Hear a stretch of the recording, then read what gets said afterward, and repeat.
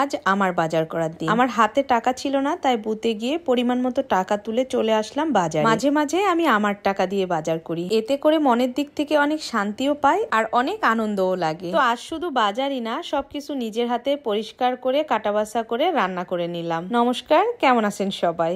অনেক দিন ধরেই ভাবছি আমার একটু বাজার করা দরকার। আমি মাঝে মাঝে পরিণীতার বাবাকে বলি আমাকে মাঝে মাঝে বাজার করতে দিবে, এতে করে তোমার দেখবে একটু হলেও ফ্রি লাগছে, কারণ সব সময় তো তুমিই বাজার করো। ঈদের আগের দিন বের হয়েছিলাম বাজার করতে, কারণ ঈদের সবকিছু বন্ধ হয়ে যাবে, ভাবলাম বাজারটা করেই রাখি। এদিকে আমার হাতে পর্যাপ্ত টাকা সব সময় থাকে না। প্রথমে বুথে গিয়ে প্রয়োজন মতো টাকা তুলে নিলাম, তারপর চলে আসলাম বনশ্রী মেরাদিয়া হাট। শুধু ঈদ বলে এই হাট বসে না, এটা সব সময়ের জন্যই বসে, আর আমরা সব সময় খাসির মাংস কিনলে এই মেরাদিয়া হাট থেকেই কিনি, কারণ মেরাদিয়া হাটে অনেক খাসির দোকান থাকে যেখানে শুধু খাসির মাংসই বিক্রি হয়। তো সেই দিনও আমরা এরকম করেই চলে আসলাম, আর এসে একটা মাংসের অর্ধেকটা পছন্দ করে নিলাম। তারপর আমার পরিমাণ মতো যতটুকু মাংস লাগবে সেটা নিয়ে নিলাম। কিছুক্ষণ আগে খাসিটা কেটেছিল, তো সেখান থেকে সবাই ভাগাভাগি করতে করতে আমরা 3 কেজির মতো মাংস পেয়েছি। মাংস নিয়ে এবার চলে আসলাম মুরগির দোকানে। মুরগিও ছিল না ফ্রিজে, ভাবলাম মুরগিও তাহলে একসাথে কিনে নিই। আর এই মুরগির খামারটা ছিল আমাদের বাসার পাশেই, তো সেখান থেকে দুইটা, এই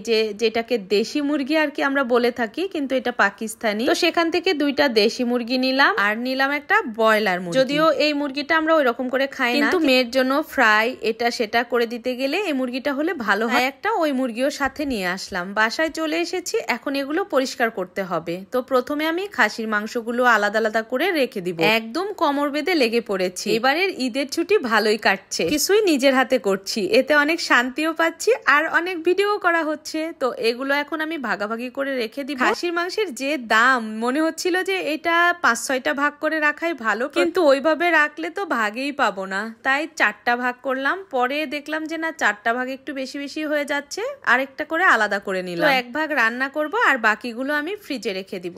আমাদের মেয়েদের এই কাজগুলো একেবারে নিত্যদিনের সঙ্গী, তাই না? আমরা সব মেয়েরাই কেন জানি বাজার করে আসার পর এগুলো সুন্দর করে গুছিয়ে রাখতে রাখতে দেখবেন যে অনেক বেলা হয়ে গেছে, তখন কিন্তু স্নান খাওয়া কোনো কিছুরই ঠিক থাকে না। আমারও হয়েছিল সেই দিন ঠিক সেই রকম অবস্থা। মাংসগুলো সব আলাদা করে রেখে এখন আমি জল গরম করতে দিচ্ছি। খাসির মাংস তো কাটাই ছিল, এই কারণে বেশি সময় লাগেনি ওগুলো রেডি করে রাখতে, কিন্তু এখন যত জ্বালা এই যে মুরগির মাংসগুলো নিয়ে। মুরগিগুলো ড্রেসিং করে দেয়নি, এখন আমাদেরকেই পরিষ্কার করে নিতে হবে। তো এই মুরগিগুলো পরিষ্কার করার জন্যই গরম জলটা দিয়েছি মূলত। এখন আমি প্রথমে ব্রয়লারটা ঠিক করে নিব, তারপর হচ্ছে এই মুরগিগুলো ঠিক করে নিব। তো এগুলো মুরগি বের করতে করতে এদিকে গরম হয়ে গিয়েছে। বালতিতে একেবারে সব জল ঢেলে নিয়ে এর ভেতর একটু করে মুরগিগুলো ভিজাবো আর তুলে তুলে ফোড়াগুলো পরিষ্কার করব। শুরু হয়ে গেছে আমার অভিযান, কিন্তু আমি মাটিতে বসে কাজ করতেই পারি না। এই যে মোটা হয়ে গেছি, এই কারণে। চিকন থাকলে কত শান্তি, দেখেন না লক্ষ্মী কত সুন্দর শান্তি মতো কাজ করতেছে। তো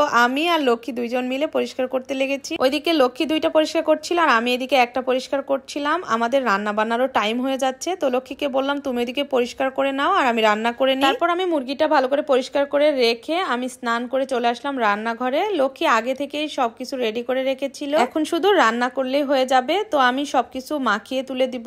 এক চুলায় রান্না করব মাংস, আরেক চুলায় রান্না করব পোলাও। তো এদিকে মাংসের সব মশলা একসাথে রেডি করে মাখিয়ে তুলে দিব। খাসির মাংস সবসময় দেখেছি বেশি করে মশলা দিয়ে তেল দিয়ে মাখিয়ে রান্না করলে অনেক বেশি টেস্ট হয়, কিন্তু ওই তো মাখাতে গেলে হাতটা জ্বালাপোড়া করে। তারপরও মাখিয়েই রান্না করি।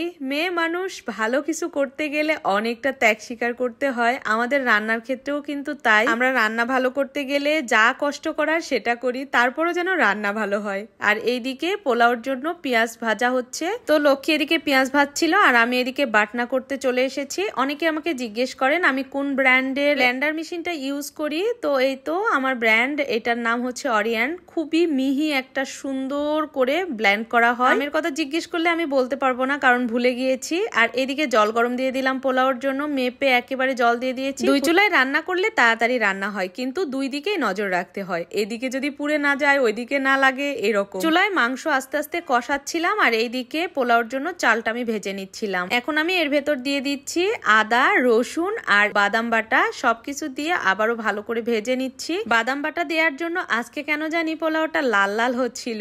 পরে লক্ষ্মীর কাছে শুনলাম যে বাদামের খোসাটা সে উঠায়নি। যাকগে, সুন্দর করে ফ্লেভার যখন বের হয়ে আসলো তখন আমি দিয়ে দিলাম জল, আর এখন দিয়ে দিচ্ছি 1 কাপ দুধ।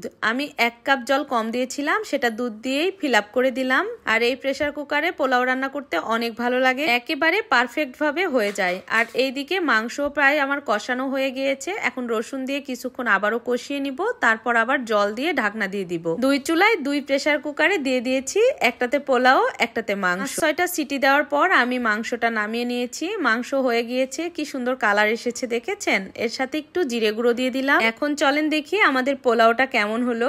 এই হলো আমাদের পোলাও, ভালো করে এখন মিক্সড করে নিব। তো এই হলো আমাদের ঈদের আগের দিনের খাবার দাবার, আমরা সবাই মিলে এখন খাওয়া দাওয়া করব। তো সবকিছু মিলে আজকের ভিডিওটা কেমন লেগেছে অবশ্যই কমেন্ট করে জানাবেন। আর যদি খুব বেশি ভালো লাগে তাহলে লাইক শেয়ার করে আমার পেজটা ফলো করে সাথেই থাকবেন। টাটা।